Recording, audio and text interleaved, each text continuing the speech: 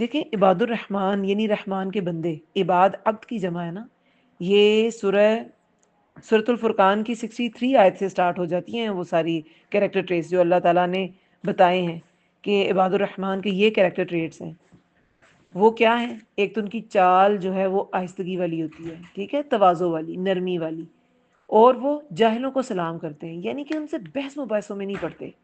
وہ جاہلین سے بھی کیا ہوتا ہے، ان کا سلامتی والا رویہ ہوتا ہے، خیر خواہی والا رویہ ہوتا ہے. کسی کو تکلیف دینے کی دانستاً وہ کوشش نہیں کرتے، وہ ان کے لیے بھی سلامتی چاہتے ہیں، ان کے لیے بھی خیر خواہ ہوتے ہیں. پھر جو رات کو سجدہ کرتے ہیں، اور اس کے بارے میں کیا حدیث ہے کہ سب سے افضل، حدیث میں آتا ہے کہ فرض نماز کے بعد سب سے افضل نماز رات کی نماز ہے، یعنی کہ تہجد کی. پھر اور وہ جو کہتے ہیں، کیا کہتے ہیں، عذاب سے پناہ مانگتے ہیں، ربنا اصرف عنا عذاب جہنم ان عذابها کان غراما، بے شک عذاب اس کا چمٹ جانے والا ہے، لازم ہونے والا ہے. پھر وہ اور اس کو جہنم کو کیا کہتے ہیں، بہت برا ٹھکانا ہے. پھر 67 آیت میں ہے، یہ امپورٹنٹ چیز ہے کہ وہ لوگ جب خرچ کرتے ہیں تو نہ وہ اسراف کرتے ہیں اور نہ وہ بخل کرتے ہیں، اور ہوتا ہے ان کا معاملہ کیا، درمیان کا طریقہ ہوتا ہے ان کا. وَقَانَ بَيْنَ ذَلِكَ قَوَامًا، معتدل طریقہ ہوتا ہے ان کا. اب یہ اسراف اور بخل کیا ہے؟ یہ اسراف اور بخل جو ہے نا، اس کی ڈیفینیشن کو تھوڑا سا سمجھ لیں. اسراف کیا ہوتا ہے؟ اللہ کی نافرمانی میں خرچ کرنا. اور بخل کیا ہوتا ہے؟ اللہ کی فرما برداری میں خرچ نہ کرنا، اللہ کی راہ میں خرچ نہ کرنا.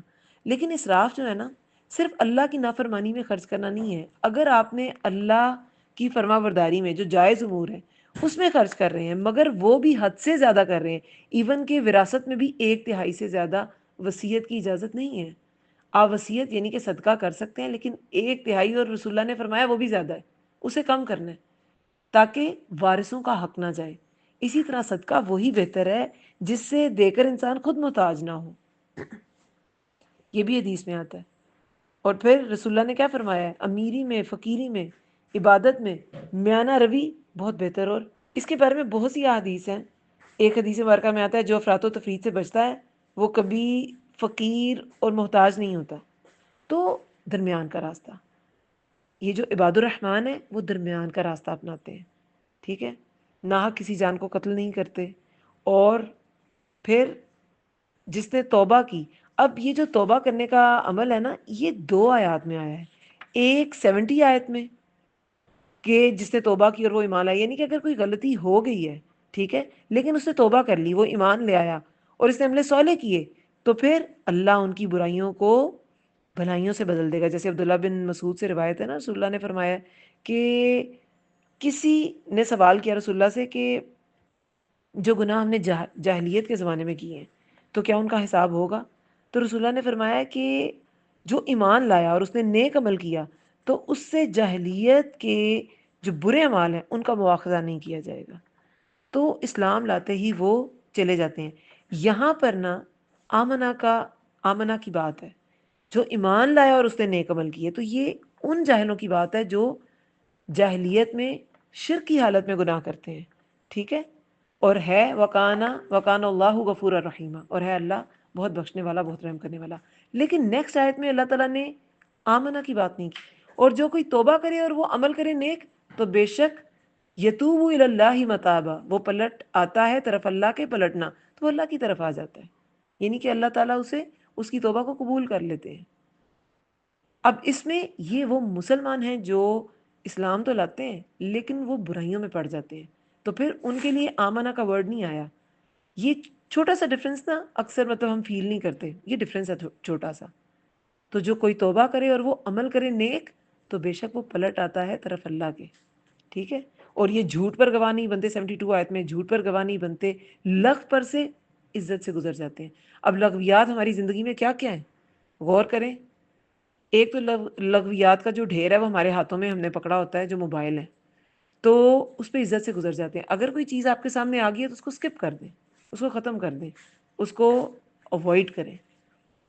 آپ نے 1-2 بار بھی کوئی ریل دیکھ لی نا، اس سے ریلیٹڈ، اس سے ریلیونٹ ریلز بار بار آتی جاتی ہیں، اور انسان لغو میں ہی پڑ جاتا ہے، تو اس پہ عزت سے گزر جائیں. یہ عباد الرحمن کی صفات ہے، اور یہ ایسی چیز ہے کہ واقعی یہ آپ سے چمٹ جاتی ہے، آپ اس سے نکل نہیں پاتے پھر. اور پھر وہ جب نصیحت کیے جاتے ہیں اللہ کی آیات کے ساتھ تو پھر یخروا، وہ گر پڑتے ہیں اندھے بہرے، اس پر بہرے اور اندھے بن کر، یعنی کہ سمعنا و اطعنا، منو ان مان لیتے ہیں، کوشچن نہیں کرتے ایسا کیوں ویسا کیوں، یہ کیوں نہیں ہوا وہ کیوں نہیں ہوا. اور وہ جو دعا پھر بتائی ربنا حب لنا، ان کی دعا ہوتی ہے یہ ربنا حب لنا من ازواجنا وذریاتنا قرۃ اعین واجعلنا للمتقین اماما. ضرور یہ تشہد میں ضرور دعا مانگا کریں. جن ہسبینڈ وائف کو، کپلز کو مسائل ہیں آپس میں بنتی نہیں ہیں، ان کے لیے، جنہیں اپنے بچوں کی طرف سے مسائل ہیں کہ وہ فرما بردار نہیں ہیں یا تنگ زیادہ کرتے ہیں، دونوں صورتوں میں بہترین دعا ہے. تشہد میں بھی مانگنی چاہیے، کیونکہ تشہد کی دعائیں جو ہے نا وہ بہت، نماز کی حالت میں انسان مانگتا ہے تو وہ اللہ تعالیٰ قبول کرنے والا ہے، وہ قبولیت کے چانسز آپ کے لیے بڑھ جاتے ہیں. تو یہ ضرور دعا مانگا کریں. ایسے لوگوں کے لیے غرفہ ہیں. اب یہ غرفہ کیا ہے؟ ابو مالک اشعری، ان سے روایت ہے کہ نبی صلی اللہ علیہ وسلم نے فرمایا کہ جنتیوں کے لیے ایسے غرفات، بالا خانے ہیں جن کا اندرونی حصہ باہر سے اور بیرونی حصہ اندر سے نظر آئے گا، یعنی کہ شیشے کے. تب تو نہیں ایسا کانسیپٹ تھا نا کہ بالکل شیشے کے بھی خانے ہوتے ہیں، لیکن یہ حدیث میں آیا ہے کیسے ہوں گے. تو صحابہ نے پوچھا تھا یہ بالا خانے کس کے لیے ہوں گے؟ تو رسول اللہ نے فرمایا تھا جو شخص اپنے کلام کو، اور دیکھیں یہ ساری صفات وہی ہیں جو تقریباً ان آیات میں بیان ہوئی ہیں، جو شخص اپنے کلام کو جھوٹ سے پاک کرے، جو مسلمانوں کو سلام کرے، سلامتی والی بات ہوتی ہے نا اس کی، عباد الرحمن کی، لوگوں کو کھانا کھلائے، رات کو اس وقت نماز پڑھے جب سب سو رہے ہوتے ہیں، یہ ان کے لیے غرفہ ہوں گے. اور یہاں عباد الرحمن کی جو صفات ہیں اس کے بعد اللہ تعالیٰ نے فرمایا کہ یہی لوگ ہیں، بدلے میں دیے جائیں گے انہیں الغرفۃ بما صبروا، بوجہ ان کے صبر کے.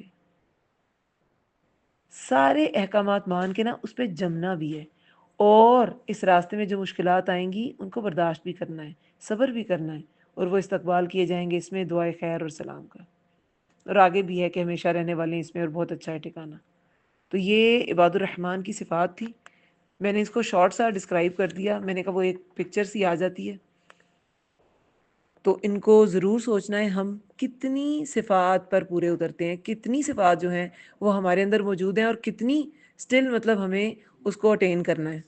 تو یہ اپنے گول سیٹ کریں کہ کس کس صفات جو ہمیں نہیں ہے، کہاں کہاں جانا ہے، کس کس کو اٹین کرنا ہے. جزاکم اللہ خیر.